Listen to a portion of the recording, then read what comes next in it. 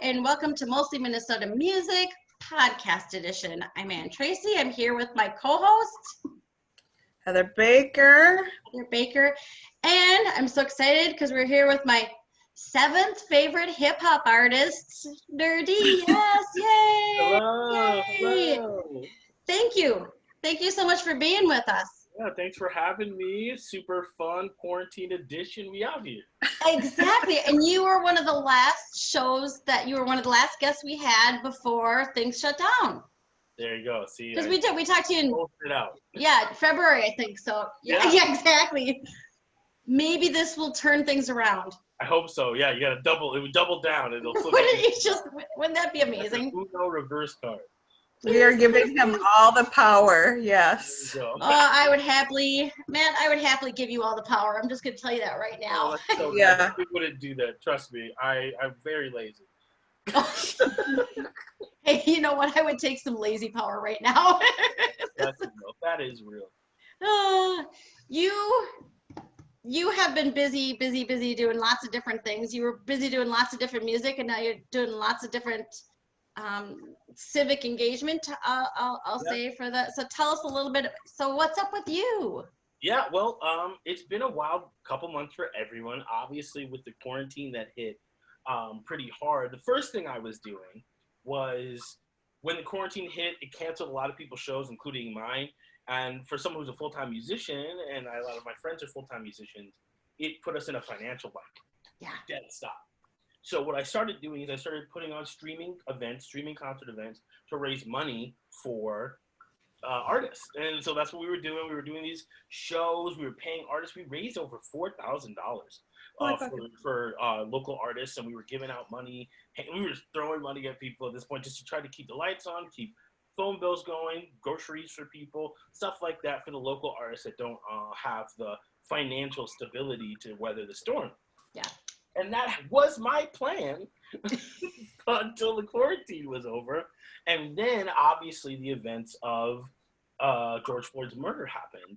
And as, you know, as someone who cares very much about our community and is a black person, black male, and seeing these things over and over and again on the news, it was a lot. And I feel like it was a lot for a lot of people. Obviously, it's been a worldwide bell, that has been rung in a way that I feel like hasn't been seen ever. It's what people are saying is like the largest reaction, just by pure numbers.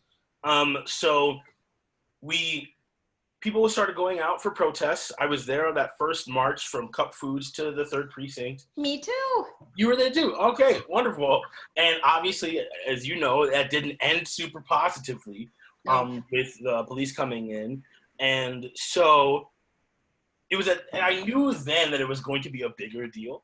I didn't understand how big until the next day.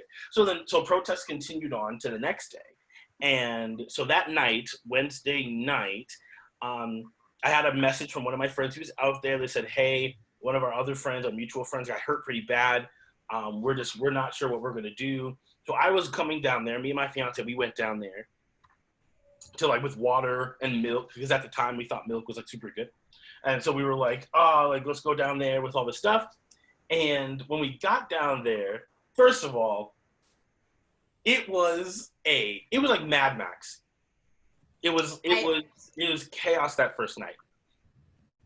Cause it just was. It just what it was. It was chaos that first night. And I thought I had seen chaos before. I've seen Walmart close down, and when I tell you that that's pretty close to what was going on. So we're coming down there, and we go to the front lines. Our friends have gone. They messaged us when we got there. They said we were already gone. So we were like, well, we have all this stuff. We might as well do something. So we were walking down. We patched up a few people, some serious head wounds, gashes, cuts, things of that nature. We get down to the front lines. We find somebody. We hand her. We come over to hand her water and milk and be like, okay, fight the good fight. We're gonna go home. And she says, "Are you with the medics?" And we were like, maybe. Do you see my cape? Yeah, I was like, and then she brings us over to this place. It was just a bunch of medical supplies just laying on the ground. They said, yeah, the medics had left when the fires started. And so now we're just like, no one's here, and I didn't know what to do with this place, so I just kind of left it. So then I was like, it was in that moment I realized that no one was coming to help people that was going to be hurt. The parking lot was a war zone. Even the front line was still pretty bad. Everybody was, the apartment building's on fire, Target's on fire, everything's on fire, and nobody's helping anybody. And I made a decision then that I was like, I can't leave. Like, I can't leave. Like, I'm not trained. Like, I'm not trained in anything, but I know for a fact that if I left and something happened to people, I would feel responsible. Yeah. So we cleaned up the area as best we could. We started shouting for first aid, like, hey, we got first aid over here. We have first aid equipment. We have water. We have masks. There was masks left out, so we have masks for people. Like, if you're going to be protesting, let's wear a mask. Let's keep this safe and clean. And we did that for a couple of hours, and then as things got more dangerous and we felt like we needed to move, we put them all on a cart, and we started walking around with this cart, just like, oh my God, fixing up people by cell phone light. It was a crazy night. Yeah. And so that was Wednesday night, and the next day we came back for Thursday with a little bit more. We had people donate money, like equipment. We had tents, we had water, we had like various foods, and we just set up in the Target parking lot that whole day and into the night, just providing first aid. And that Thursday was a battleground from the daytime all the way through the nighttime. We eventually had to abandon that place because of gunfire, so we left, and then we were back Friday by the Kmart when that started going down. And then Saturday was a really tough day when we had another big one. We had a medic area, station area, and we had to run with patients from the medic area because we were being shot at by the police. And I was just gonna say, by who? We were being shot at by the police, so we had to leave. I'll never forget putting this guy. His leg had been injured, so he couldn't move, and people were running. And so we had to like stop him from getting trampled, and then we put him onto an office chair that someone had wheeled out from the Kmart, and we wheeled him out of the parking lot as fast as we could while we were still being shot at, and put him into a car and tried to get him off to a medical, like to the hospital place, someplace that could help him because he couldn't run, and he fell, he hit his head or something because he couldn't articulate who he was and where he was going. So we were just like, we had to just get him out of there. And so that night, we had to hide in a basement of a friend of ours, hide in their basement, because not only were the cops out there looking for people who've been at the protest, but there was messages and people out there who were not with the cops. And that was very much a real thing also happening during that time, where people with ulterior motives to cause like lethal harm were just out and about. So we couldn't just be out running around, especially those of us of color. It wasn't safe. Right. So we had to spend the night in a basement. One of our fellow basement dwellers, she had been shot in the face by one of the police officers, and one of our nurses had to work in the dirty basement with all of our cell phones in order to help her keep her eye, because she had been hit right in the eye, and we weren't able to get ambulances. Obviously, they weren't sending them and weren't letting anybody take anybody out. So it had been so that was that first week. It was all of that, and then Sunday was good. Sunday was fine. We started doing. We had been doing date in the day when there wasn't like a major early need for us to be there. We started doing a food shelf, so people would donate food and water, diapers, baby supplies, menstrual hygiene products. The things that people would need now that their stores are burnt down and there's no real way to get stuff. And so we started doing that for a while during the day, and then Monday, a week after George Floyd's murder, we were providing first aid for a group of people at the Capitol. Yeah. That is when I and my DJ, we both got arrested for being outside after curfew. So yeah, when I say I've gone from just being a hip hop person to being a criminal of the state. It's been a wild ride. So yeah, Justice Frontline 8 is the crew that I founded, and we're running, and we're doing a lot of stuff. We do marshaling for like marches, which is really super helpful, as we've seen the last couple of days, like people getting run over by cars and stuff. Like it's really important to have a safety net in place of people who can kind of like display authority. And keep people safe. So we've done that. Obviously, we pass out water, snacks for diabetics. We have first aid. I've been able to get my first aid certification, so that was pretty dope. Oh, so, nice. Hey, you know what I mean? Look at this. I got a Good little for you, extra. yeah. So yeah, that's been what's been going on recently. Can I ask, is that like your nature to be a calm person in this chaotic, or was it just the event where you're like, I'm just gonna power through, or what or did you grow even more crazy cool than you already are? Like, I don't know about crazy cool, but but Matt, you are a very extraordinary human, and now you just added on to it, but I just didn't know if you found something from yourself out of all that, I think we were talking on last Sunday, actually. We had a big team meeting about, PTSD, making sure you're staying healthy mentally with everything that's going on. And so one of the things that I was internalizing and thinking about is you never really know who you are until the chips are down and you have to like do something. And I'd always thought of myself as someone who would do the right thing, even if it's dangerous, because it's the right thing to do. And I feel like most people will believe that they're that person. And if we're blessed enough to live a safe life, we'll never have to experience it. You know what I mean? Like, you can believe that, and that's cool, that's awesome. But chances are, if everything goes right, you'll not have to actually have that tested.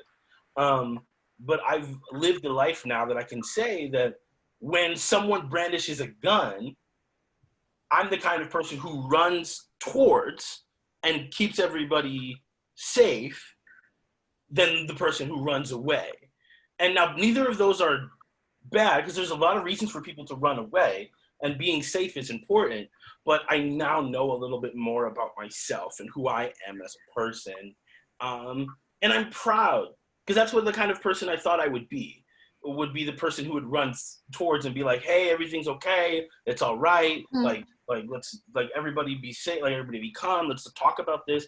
I never knew I was that person. I thought I was that person, but I never had confirmation.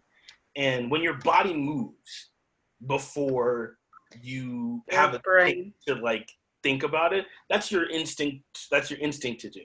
And so yeah, it was I've learned a little bit more about myself and who I am, and taking on responsibility, and how much I really care about this city and my people. I didn't know any of the people we treated. I didn't know them. They weren't my friends. They were my family. But I think when we talk about, let's talk about community policing, and let's talk about how it looks like to do this X, Y, and Z, and we need to stick together. It's one thing to talk about it, and there's another thing to be about it. And when you can look at a group of people that you don't know and just be fully committed to their well-being, is the step in the right direction. I can't say I'm perfect at it, but I can say that I am happy to be here in this role for however it looks. It's not the most amazing thing in the world, because there are a lot of people doing really good work, but I'm happy to be a part of the narrative. I'm happy to be a part of it. So yeah, I've learned that about myself. That's who I am, and I'm happy with that. That's amazing. You might not be perfect at it yet, but you're perfect for it. Oh, that's very kind of you. Yeah, no, I mean, you are. I first found out about some of the work that you're doing was when you were arrested. And you were there at night. I was generally there during all of the daytime protests. Yeah. Because what I know about myself is I've got kids, and when it gets dark, I live stream for the Women's March, and it's more dangerous as soon as the sun goes down. I tell that to everybody who's out there. It's exponentially more dangerous when the sun goes down, because there's more people out there than just the protesters and the cops. So you just If have it were just protesters and cops, that'd be a whole different situation. Exactly. I have a friend of mine lives on 38th and Elliott. Mm. And so a very, very good friend of mine. So that Tuesday night, I think I was over there with her. And then the Wednesday night we were over there, and then we did the walk and all of that. And she's the first to say, because not that she can't escape it. She's from St. Paul. She could stay with her mom. She could stay with me. She said they go to community meetings there, and they're like, listen, this is one place during the day and another place at night. Yeah. And that team had the same conversation with itself. We said we were going to be here as long as we could. We saw as soon as we gunfire, that was, we could see, and it was like visible. Yeah. I remember I saw the gunfire, and then it was like, we have to leave. It Yep. wasn't, as much as we want to do good, and you can't do good if you're dead. So you Yep. have to make those decisions. And sometimes that line is closer for some people and farther away from others. I don't have, and that goes in period, because it's still, COVID's not gone. No. So it's a full spectrum. I tell people all the time, I don't have any elderly relatives or friends. I don't have a whole lot of immunocompromised people that I see on a regular basis. And those that I don't see right now.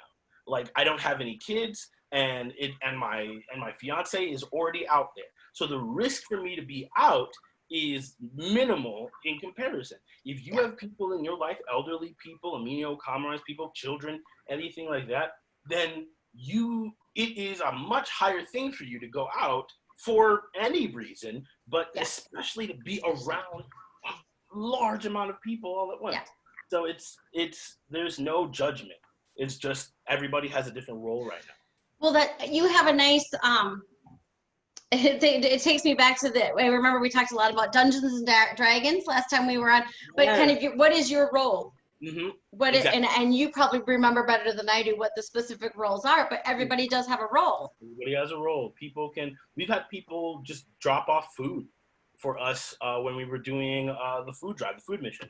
They'll be like, hey, we can't be out on the protest, but like, hey, we ordered some pizzas, we brought them here, we'll set them down on the curb and we're gonna go home. Like people, they get out of their car, they set it down, and they get back in their car because they can't be out around people right now. Right. But they can still help. People have sent money. People have just posted, reposted things that we've posted and reposted. That really does help. You'd be surprised how many people are losing family and friends right now just over the divide. I've had people on my team who have been out, like, taking gas canisters for injured people, and their parents are like, you're bad for being out there protecting people. And so seeing people who are like, you are great, you are wonderful, like, I'm proud of you, like, just those posts do so much good. So there's a lot of ways to help that don't require you to leave your home, really. So yeah, everybody's got a role. I posted on Instagram like a little Dungeons and Dragons thing. Well, that was what I'm thinking about. Yeah. I posted a little thing. There's multiple ways. There's multiple ways to help right now. It's always, as I said, because of where I sit often, I'm like, oh, Bard, I have a writing background, I have this, that, and the other, but for people who are listening, if people are in, what are some of the ways people can help, and what are some of the ways specifically they can help you with the Justice Frontline Aid? So Justice Frontline Aid, we're still taking donations. Right now, we're working with an organization called As She Rises, which is a domestic assault organization that helps women in that and female identifying people in that position who are escaping and taking control of their lives. That's right now, especially with lockdown, a lot of these things are happening more and more. So providing materials and like money and things like that to these groups of people is really helpful. So that's why right now, as things calm down, as much as violence from the police are concerned, we are focusing on violence in other areas and then just justice in other areas. So right now, that's who we're organizing with. Modest Brewing is still where we're located. So a lot of the ways that people can help, I know new bras is something that we're looking for, so donations of those are really helpful. Anytime someone donates money, it's amazingly helpful because we can just buy the things we need without having to ask for them. It's on PayPal, Justice Frontline Aid crew@gmail.com, Justice Frontline Aid Crew, gmail.com. That right goes right to our PayPal. We can pay for stuff. We were blessed enough to have enough donations. That girl who I mentioned who got shot in the face by the police, one of the first things that she mentioned in the basement when she was coming to, she asked, was she going to need stitches? And when our nurse said, you're gonna need some stitches, that's when she started bawling. Because I can't afford that. She was like 20, 19. Like she like stitches are expensive, and for a lot of people especially in your face. Especially on your face, but you're not ready for that. If you're not ready for that expense all of a sudden, it's pretty big. And so the first thing I said was, don't worry about it. Don't worry about that. Like, we'll take care of that. But just worry about, doing what Ashley's telling you, doing what a nurse is telling you. Don't worry about the money right now. And we were able, because of other people's donations to Justice Frontline Aid, we covered 100% of her medical bill. We were like, boom, here, don't you worry. Don't worry about a single cent of that. You send it to us, we got you the money. No questions, just boom, we did it. So that kind of stuff, it really does help. Some other protesters got their tires slashed and their windows destroyed by the police officers. We were able to pay for that. Like, there was ways for us to help the community in ways that we couldn't if we didn't have funds. So the PayPal is great. Actually giving out stuff like physical goods is also great. And then real talk, if you have medical background or you have some time and you have the ability to go outside, we have a Facebook group. Our website's being designed right now. It's going to be out hopefully by Sunday. It'll be out. Just hit us up. We could always use more bodies for marshaling marches and protests, physically being able to provide first aid for people. It does really go a long way, because even if people aren't getting hurt by police, you can fall, you trip, people get dehydrated. A lot of people aren't understanding how hot it is outside. So when they go out to these marches, it takes a lot out of them. So having people with at least a little bit of medical training is super helpful. Well, and the marshal, I want to make sure that that I know that with the Women's March, I'm not a marshal because I'm usually barred. I'm usually recording it. But I'm an email away from a bunch of marshals if you ever need them. So and I'll bounce on a little bit about what you said with money is always good. Mm-hmm. I've done a lot of work with in the homeless community. And if you have things to give, that's awesome. But often you can get things more cheaply than other people can. Exactly. And that's kind of why we say, like, hey, we love for donations. If you can get that, and that if you feel more comfortable that way, totally fine. Understand it.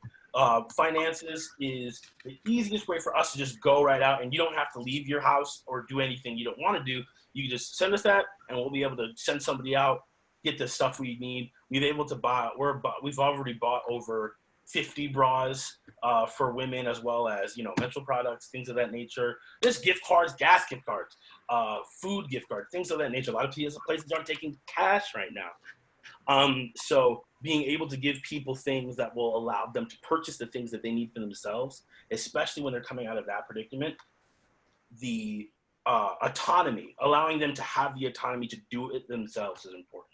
So there's a lot going on in our city, and we just want to do as much as we can to help as many people as we can. Amazing.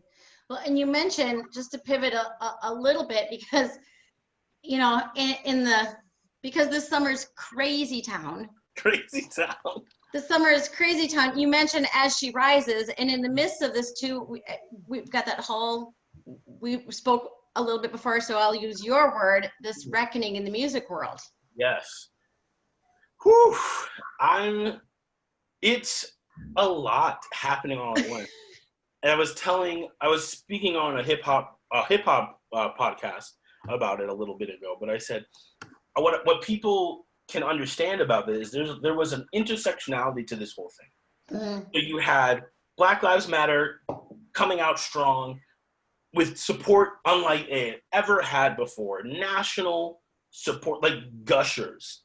send out something about Black Lives Matter. Like Gushers and Fruit by the Foot were like, Black Lives Matter. So like we had you're that kind of support ever, right? So then these people in our industry, our music industry, DJs and performers and things of that nature, label execs, you know the type. Yep. They posted Black Lives Matter. They were like, oh, Black Lives Matter. We're all standing for equality and justice and and doing what's right by the community. Well, a lot of these people were doing things that they shouldn't have been. They were sexually assaulting women. They were taking advantage of them. They were gatekeeping from different opportunities in a lot of situations of the like. And so the survivors of these encounters were hearing them talk about unity and strength and coming together, and the hypocrisy was too much to bear. And they have been bearing it. And that's the thing that people are, it's not just 2020, it happened. Like these things have been happening. So this weight has been on, and then these people who've hurt them so badly are coming out against this injustice, which is very much injustice, but it stings when you hear it from someone who's hurt you. So then people started coming out and saying stuff. And at first it was just racism. DJ Fundo had used some language with another DJ and called him the N-word. And it was really bad. So people said, well, how do you talk about Black Lives Matter when you're out here doing this?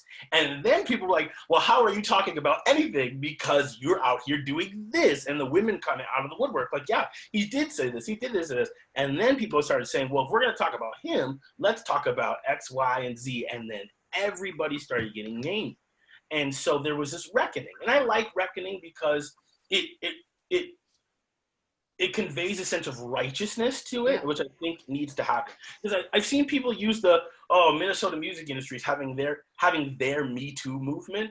And while it's like, I understand why they're doing it because people know what the Me Too movement is, it seems a little dismissive.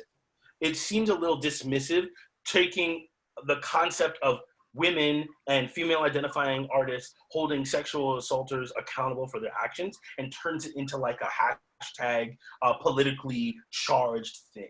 And I don't necessarily agree with that. I understand the reasoning behind it, but I don't agree with it. So I like saying the reckoning. I like saying that there is a reckoning happening because these people are doing something and people are righteously coming up and saying, no, you won't do this anymore. You won't do this to me or anybody else.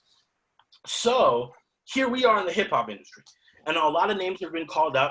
There's a list, and when I tell you the list is so long that I couldn't tell you all the names on it, is because it's the truth. But like prominent names were being called out. Prominent labels here in Minnesota have been called out on it, and now we're looking. The fires aren't done burning. Like people are currently flushing out these people who have hurt so many, and those of us on the outside of it and just are looking in have to now ask ourselves, well, what do we do? Where do we stand? Everybody in the music industry in the Twin Cities are now asking ourselves, okay, who are the people that we're playing? Who are the people who we're promoting? What are they doing? How are their actions? How do we separate art from person? Do we separate art from person? It's been a conversation that has been had for a while in different aspects, but I think for now, it's even more home. We're already rebuilding physical streets, and now we're asking ourselves, how do we rebuild our culture in a way that'll be more safe for everybody in it, which is a good thing. It is. I like that notion of, while we're rebuilding, we are rebuilding. I work in the tech industry, and sometimes when you get rid of the legacy software, everything fits in a lot better. Yeah. And I live closer to Midway, and Midway's been taking their shots with just the physical destruction. Yeah. And then I guess I'm midway between Midway and Lake Street, east-west. Things are literally going to be built again, and now is a time to the intersectionality. I think that was a concept that was hard. I was actually at the Take Back Pride event. I heard someone say, you want to know the epitome of intersectionality? wear a mask. Yeah. It's not for you. It's for your kid. It's for your uncle. It's for your friend who's got this. It's, you know, we do for others. We've seen the politicizing of certain activities and certain statements in order to create them into being more than what they are. People, and that's what it is. You see people, you say, wear a mask. And their thought process is, well, if I wear a mask, then I'm believing that coronavirus is this super, super important thing that could kill people. If I believe that, that means I'm listening to these people. And these people sit on a different side of the political spectrum than I do. And so if I agree with them on something, it means that now everything, I'm wrong. And if I'm wrong, then I lose value somehow. And it's the leap in law, it's the connection, it's the forced connection of like science being bad and anybody who promotes science as being bad. Yeah. And a political ideology mixing together. Because there are people who are wearing masks not because they want to help anybody, but because they want to be seen as the people who wear masks. And they will go out of their way to shame someone who is not wearing a mask because they want to feel superior.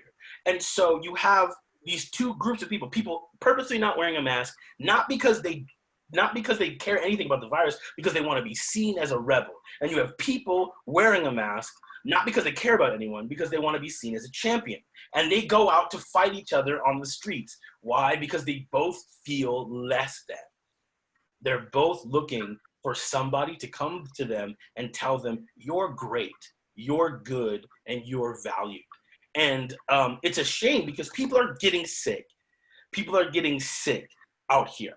And I wear a mask because I go out because I want people to be safe. At the very least, I want people to understand that if there was a chance that you could get sick, I would just do the thing.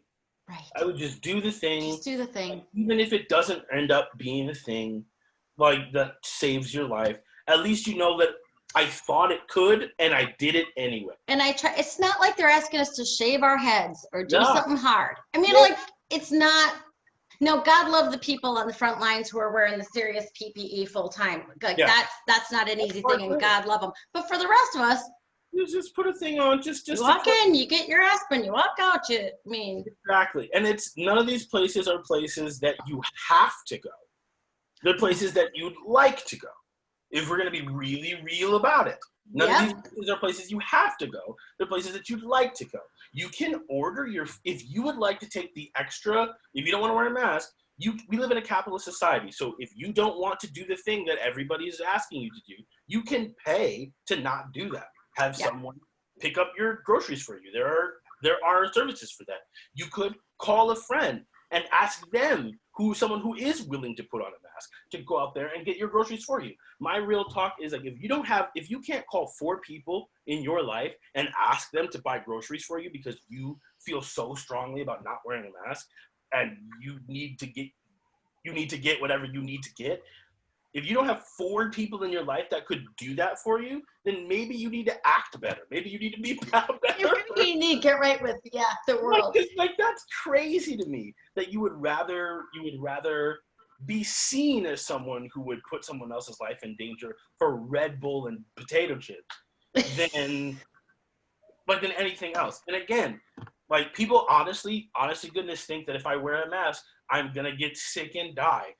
And so that's why I'm not wearing it, which is the same argument that people are using, saying that I'm wearing it because I don't want to get sick and die and do anything about it. So it's like, wouldn't it just make more sense that if you don't want to do this, you can take the options available to you and have those people bring the stuff you need to you? And if you truly don't want to do that because it is an extra step, then you just put a mask on. Because just like I couldn't walk into Target without pants, right? I couldn't walk into Target without pants and underwear on just because I'd rather not. Yeah. Like, you wouldn't feel weird about me being kicked out because no one wants that. Like no one wants to experience. You wear pants for the other people. For the other people. Nobody in this world wears pants because it's fun to do. If everybody didn't have to wear pants, nobody would. Pants in prison. We all have a respect for everybody around us, and when we're in public, and unless there's a consensus about everyone, that's called a nudist colony. Yes. That's real. But for 90% of the place, you gotta have clothes on. It's just how it is, and you're not being oppressed. You're just being dressed. And right now, the dress code is a mask. It's a mask. It includes a mask. It's not that hard. It's not that I hard. was gonna say, Matt, I see a future for you. Since the last time we talked to you, you said you're a big theater kid and whatever. In my head and thinking about it before we were gonna talk to you, I was like, I see you doing improv online or a theater, like educational for kids and parents to talk to with all these issues, whatever, because you are so positive, you are so straightforward, you have the gift to gab and get the point across, but not have people feel defensive or reactive. You make the word and people like soak it in and actually listen and go, oh, that's a good idea. Yeah, Jeez. I'm guilty of it too. Obviously, I've been around for. Everyone has days where they're just like someone does something dumb and you just want to yell at them. Yep. The reality is the true reality is that everyone wants to think that they're good. Everyone wants to believe that they're a good person, and I truly don't believe that anyone goes out looking to hurt other people that doesn't have an underlying cause of something else going on. You know what I mean? So these people are they're entrenched in their beliefs because we have not lived in a world where there's a whole lot of grace for being wrong, period. Right. We just don't live in that society where you can be like, oh, my bad, and then because we talk about everyone's like saying, oh, you're a snowflake, oh, you're a snowflake, oh, you're a snowflake. The idea that in at any point feeling wrong and someone making fun of them for being wrong or whatever, it'll break them, it'll shatter them. And I feel that's because a lot of people haven't grown up being a fat black kid in a mostly white neighborhood. I got made fun of all the time and it never broke me. I had sad days, sure.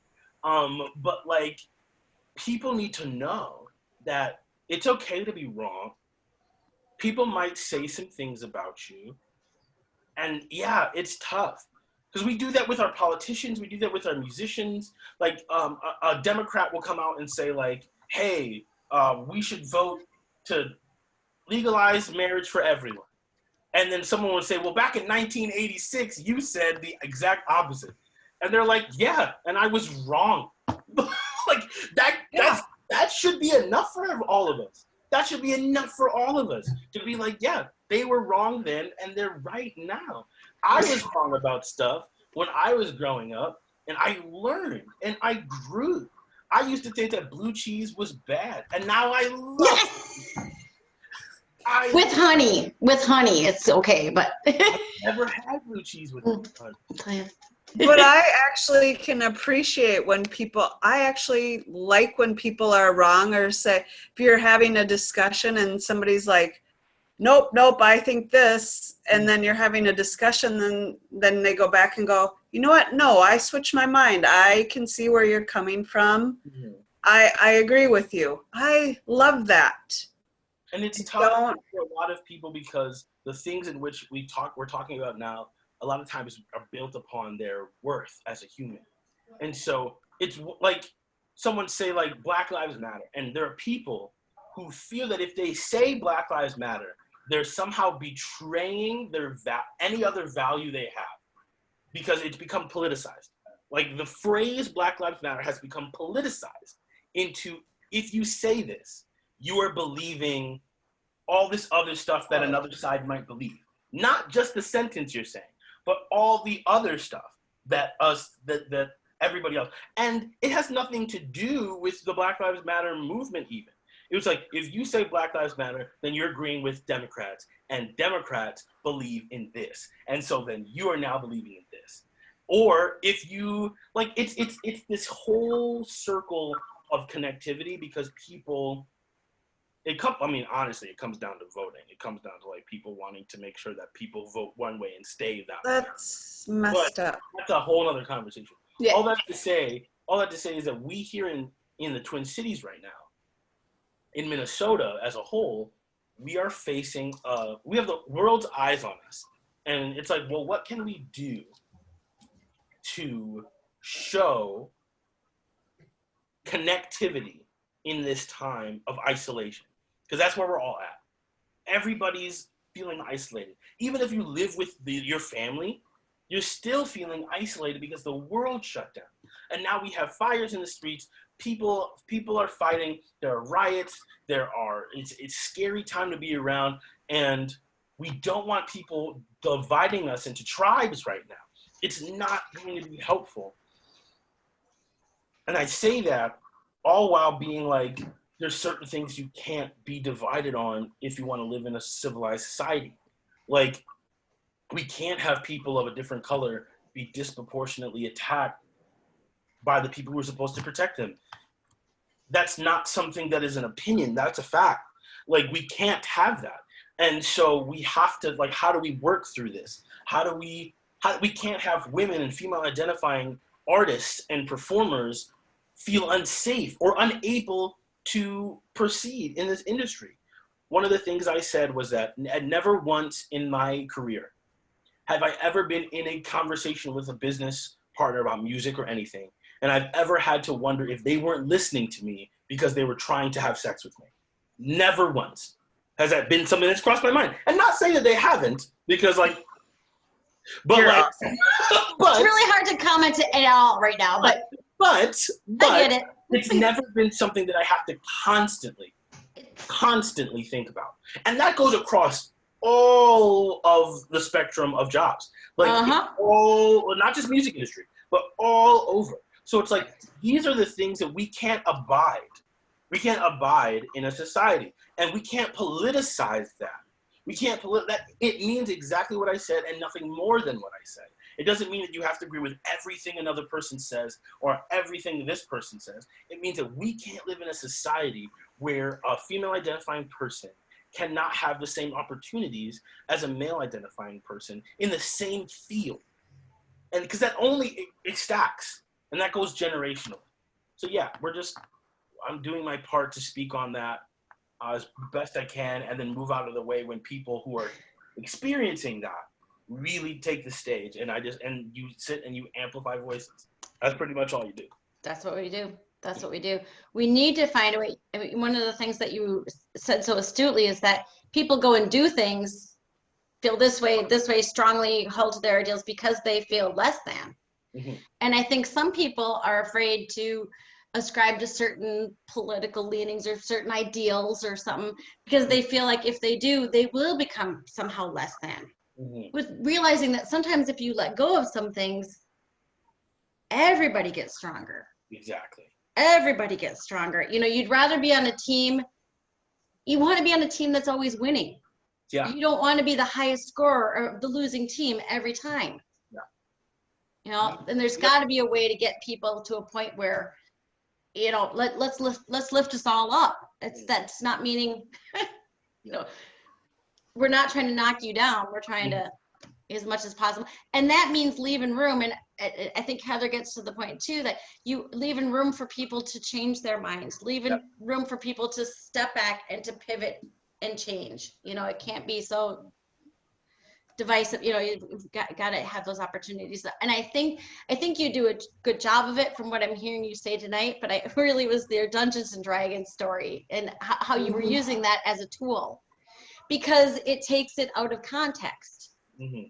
And that, you know, I just allows you to experience it in a way where you don't feel threatened by your own mistakes, and you can enter in. I don't know if I talked about how last time when I talked about how some of the monstrous races in Dungeons and Dragons are being changed to be just different, and it's not monstrous; it's just different culture and complete. There's no races that you can play as a character are evil anymore, like inherently evil. They're just different. There are Different. evil people and there are good people. And in their society, there's a whole different thing.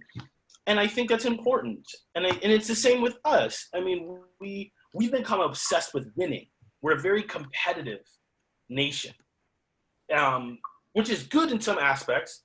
We're capitalists in our makeup. Yeah. So doing well equates to having more, equates to doing well. So you want to win. We've celebrated winning. The first to invent something, the first to do this thing, the first to be here, and the most successful. Yeah. We put out lists every year of the most successful and the biggest winners, and even the biggest loser was a show. I like that show. Or I don't know. Nothing against the show. It's just, you know what I'm saying? We are obsessed with winning. We have so many game shows. We have so many reality-based competitions. And so it bleeds over into our discourse. Like, you want to win. You don't want, people want to vote for the president who wins. They'll tell you all the time, if you vote and they'll lose, then this person will win. And we don't want that person to win, so we need to vote for the person who's going to best beat this person.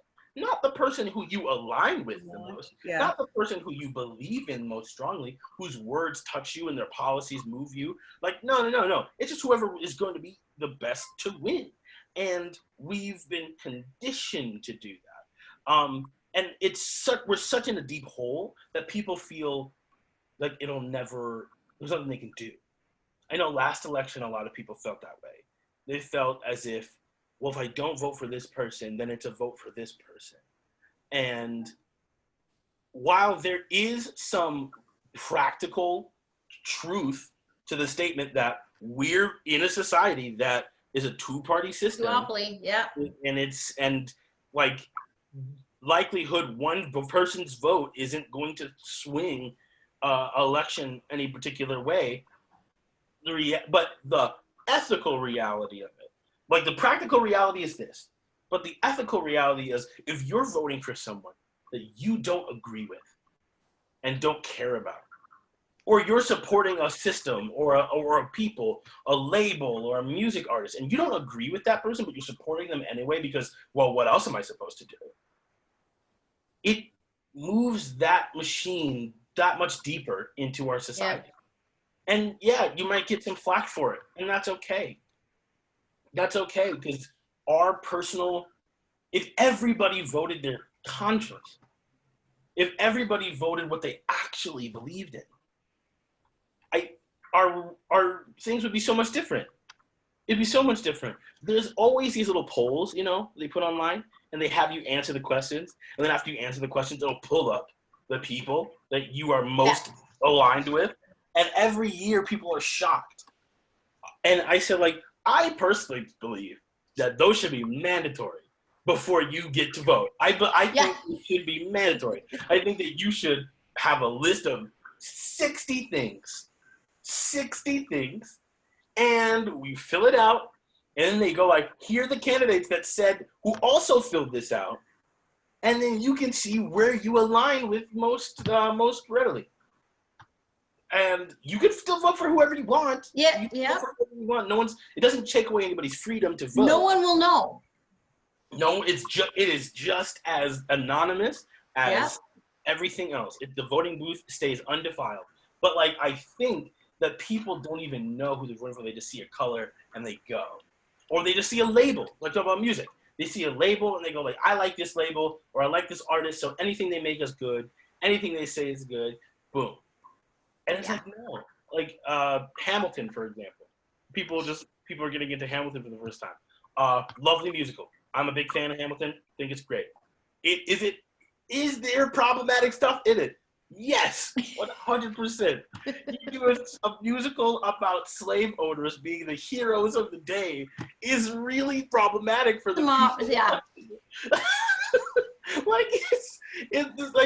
I have a tough time being oh man, I really love Thomas Jefferson in this play. I'm gonna get a new tattoo. It's gonna be Thomas Jefferson. Yeah. It's okay to like it. It's all right I like it. It's okay to like it and enjoy it. But understand that there are problems within it and you can change it and shape it and demand better. So yeah, like that's what we're doing. We're demanding better of our police officers. We're demanding better of our musical artists. We're demanding better of our governmental systems, and we're demanding better of ourselves. And that's okay. That's okay if someone that you liked before now has stuff to work on. That's all right. You're not any less for liking them. You're not a lesser person. And if someone tells you that, they're wrong. They're incorrect. You're fine. I just want to tell everybody. I want to just shake everybody. I think you know what, Matt, say it again. Honestly, say it again, because I think it's helpful for people to hear it. You are fine. It's okay if you found out that someone that you supported isn't the type of person that you would like to support anymore. It doesn't mean that you're a bad person. It just means you didn't know something. And we all didn't know stuff at some point. You are not less than for changing your mind. It's okay for you to have a different opinion now and for you to come out and say that.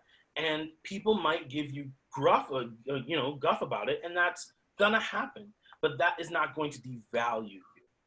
And you'll find when you live that in that way, you will be freer. You'll breathe deeper. Because it's suffocating to live in a constant state of fear that you might make the wrong choice. It freezes you into inaction when things matter. It's why people don't want to say Black Lives Matter, and they'd rather say all lives matter. It's because they don't want to be wrong. Right. They don't want to be wrong. And that's okay to be wrong sometimes. It's okay to be on the other side of what your friends and family think. That's all right. You won't explode. I promise. Exactly. It's funny because as you speak, and I think about, the old saying, it's a woman's prerogative to change her mind. It's a human's prerogative to change her mind. Unfortunately, when it's been associated with this women's prerogative, there's a whole group of people that say, nope, then I'm not going. But it's a human's prerogative to change your mind. I always think I'm a big fan of gamification of stuff. We want to win, but no one wants to play a video game that they win in the first round. Mm-hmm. We got to get people to be okay to, you live and you learn, and you live and you learn and you live. Just today I was driving with my dad, and I taught him how to answer the phone on the console. My dad has had a car phone since I was 16, which is like 1872, and I'm like, Dad, ABL, always be learning, always be, when we're dead, when we quit learning, when we quit changing, when we quit, and that's got to be okay. And that's all right. It's all right to learn new stuff and to search out and learn how to search new stuff. And confirm. Oh, well, now you're talking to my librarian heart. Yeah, learn to confirm, learn to, it's just, a lot of it goes down to how you search. A lot of how you search. Don't search with your bias already. Search as if you were wrong. Search as if you were neutral to the situation. Find the stuff. What I tell people all the time is that your feed is catered to you. Everything on your feed is catered to you specifically. So they're not showing you things that are objectively fact a lot of the time. They're showing you things that you've seen to like already, because they want you to keep liking on stuff so that eventually when they slip an ad your way, it's something that's more likely to catch your eye. So don't assume everything that you see is what is a thing. Constantly, I'm always like, did that really happen? I'll go like this day, and I just type in the day and some keywords to see what pops up. I don't go into it being like, isn't it true that masks cause you to die? Because you'll find someone saying yes, and then you'll be like, oh, well, there you go. So we just have to do a better job of overall searching for the truth, living for change, being okay with being imperfect, and knowing that you will be all right at the end of the day. And that comes a lot with self-love. That's why I talk about it so much in my music, is that people need to learn to love themselves, and that they are constantly loved. Religious or not, you are a constantly loved person. And if there are 6 billion people on the planet, 7 billion people on the planet, something like that, trillion, I don't even know what number. But statistically speaking, you're going to have at least 10% of those people that if they met you, they would love you 100%. Like, you are loved exactly how you are right now. And so you can learn to grow and be and change, because you'll never fall out of value. You will never fall out of being in love. So it's okay to experiment. It's okay to find and to ask questions and to be wrong and to be vulnerable. It's fine. You'll still be loved.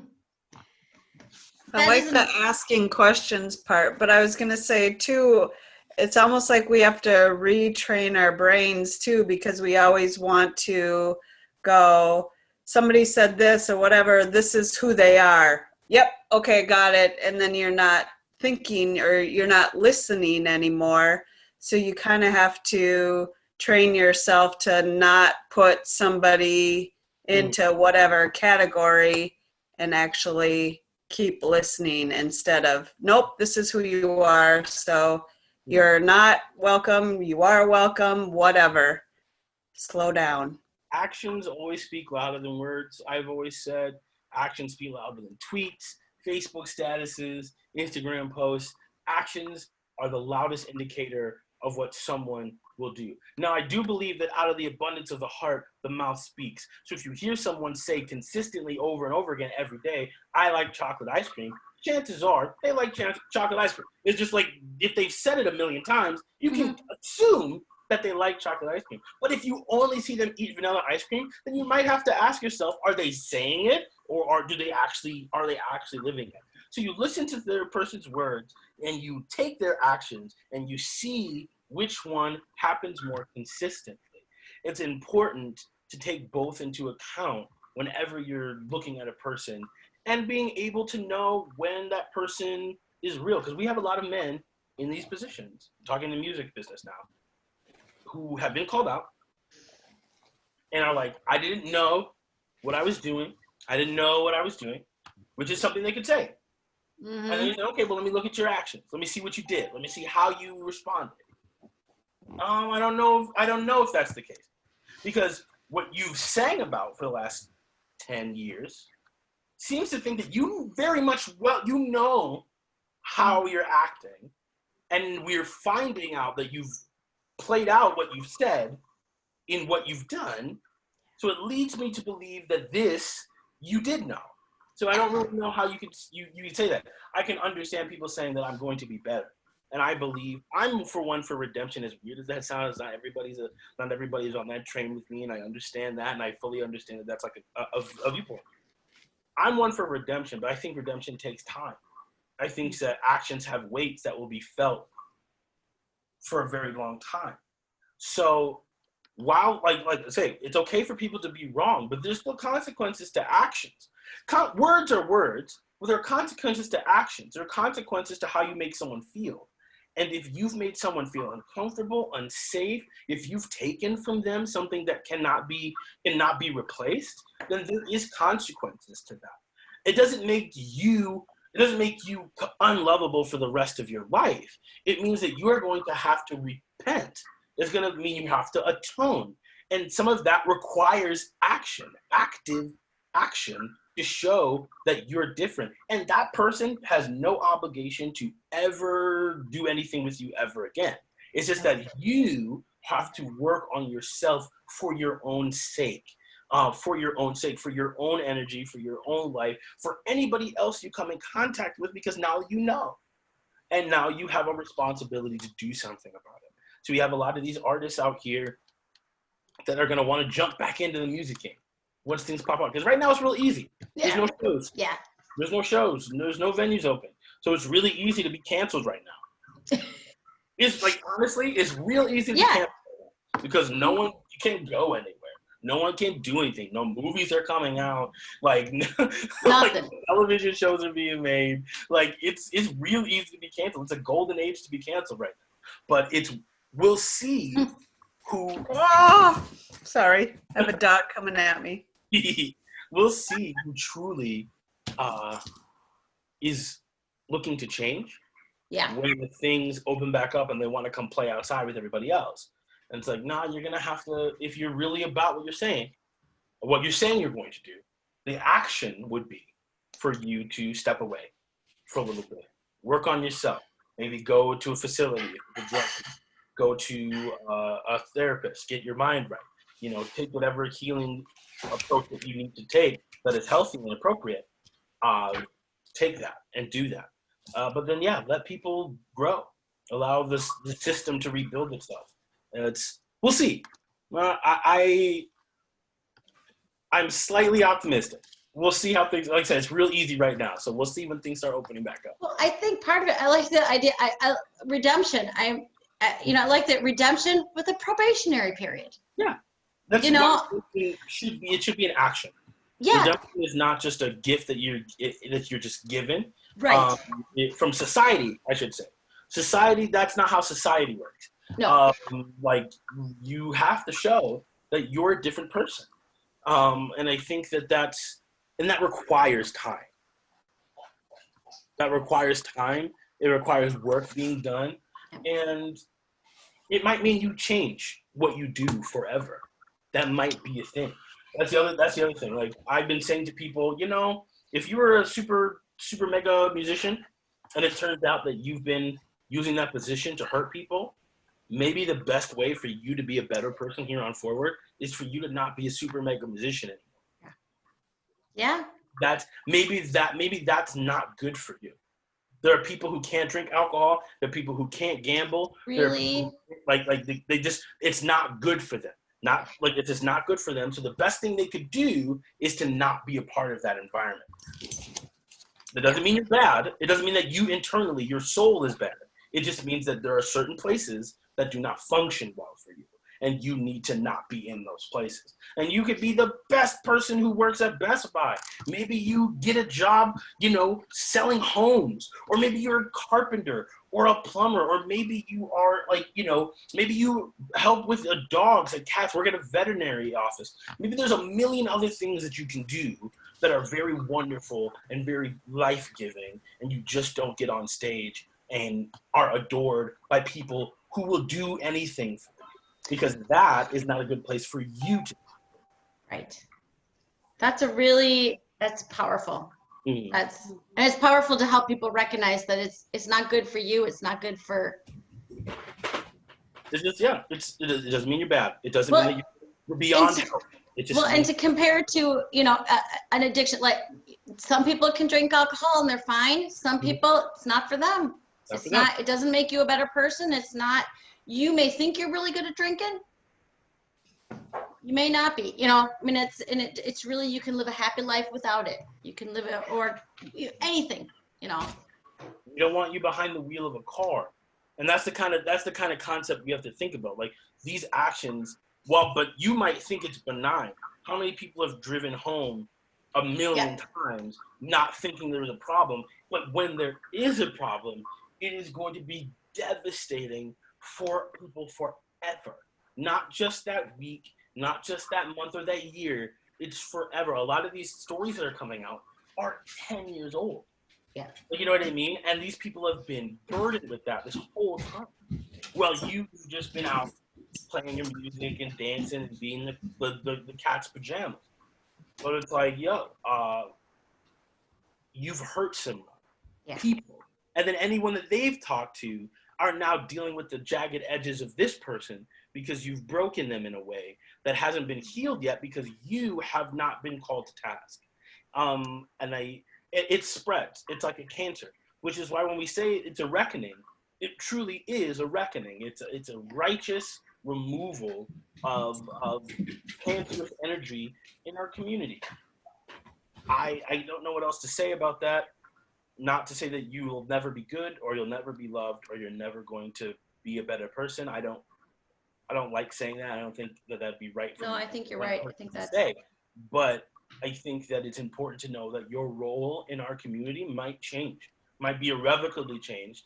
And that's okay because we need people to be the best bus drivers they can be. We need people to be amazing electricians and plumbers, and the housing market is crazy unequal right now, and we need people in those sectors. Like maybe that's just where you'll be better suited. So it's not the end of the world. No one's being canceled. You're just being changed. Changed. And that's important. Yeah. It's a good way to put it. Through reckoning, redemption. Yes. Through reckoning, redemption. Exactly. So boom, that's where we. Boom. I think that's Heather. Have you got any questions? Because I think you just I don't know. I don't know how you can get better, Matt. But No, I know. I seriously can't sing your praises more and more.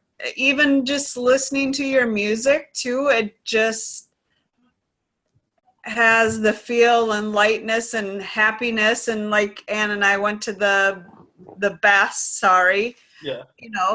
music show with you at First Ave, and you just bring such a great feeling, always talking, listening, everything. I think you need to get yourself out there as much as you can because we need you. That's the plan. That's the plan. I feel in a very interesting place right now with my music. It is very positive. It's very like upbeat. A lot of ways. I mean, there are some songs out there that are a little bit more emotionally weighted, but yeah, it's still very positive. And here, we're going through a different time in our world. I might not be singing about Dungeons and Dragons for the rest of my life. I really don't know. But what I do know is that it's important for me to write music that helps people, whether that helps people grieve, it helps people dance, it helps people feel lighter, it helps people feel less alone in their grief, in their anger. yeah. That's important too. So yeah, I find myself in a very interesting place right now. When I'm writing, I sit down to write and I see the face of a young black girl who got shot in the mouth by one of the police, and blood, her teeth, trying not to choke on her own teeth, and thinking to myself, I don't know if I'm gonna be able to write a dance bop right now. Maybe that's not how I'm feeling. But the reality is that as we go forward, I feel like as we get into because we're still in the shock, we're still in the denial, like it's really happening. And as we start going through this mourning process, and everybody in our community is starting to relive these things. I mean, 2020 is not even over yet. We haven't even gotten to the cold months. Yeah. We haven't even gotten to the cold months yet. Yeah. And these buildings aren't going to be fixed by then. So like when I tell people like we need to be gearing up on our mental health now for then is really important. So yeah, I'm hoping to continue to make music that touches people in some way, and hopefully as my music evolves, I'll be able to help people change as well. I was going to say, even though I said lighter and happy, when you do touch on the emotional parts too, you also show like, hey, I am healthy, I am strong, I love myself. Like you are the image, like it'll be okay. And yes, you are loved and accepted. So yeah, every emotion is, as long as you feel it honestly, is positivity. A lot of times when the people hear like, oh, you make positive music, they think it means happy all the time. I'm like, no, it means honesty. If I'm happy, I'm honestly happy. If I'm sad, I'm honest about how sad I am.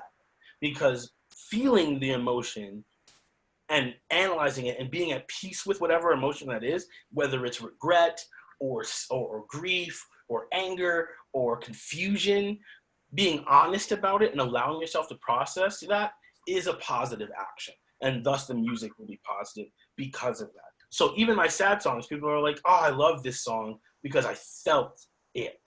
And that's what positivity is. It's being honest. We're gonna stop there, man, because I know. That's amazing. That's amazing. You just amaze both of us. I know. I have to tell you, but before the COVID and after the last time we talked, I was talking you up to every rural community developer I knew, because I'm like, oh, I know somebody would be so good. So Yeah. when the world opens, you want to travel to some super exotic black duck. I got some places that are just, I'm ready to go. I'm chomping at the bit to get back out there. So That would be awesome.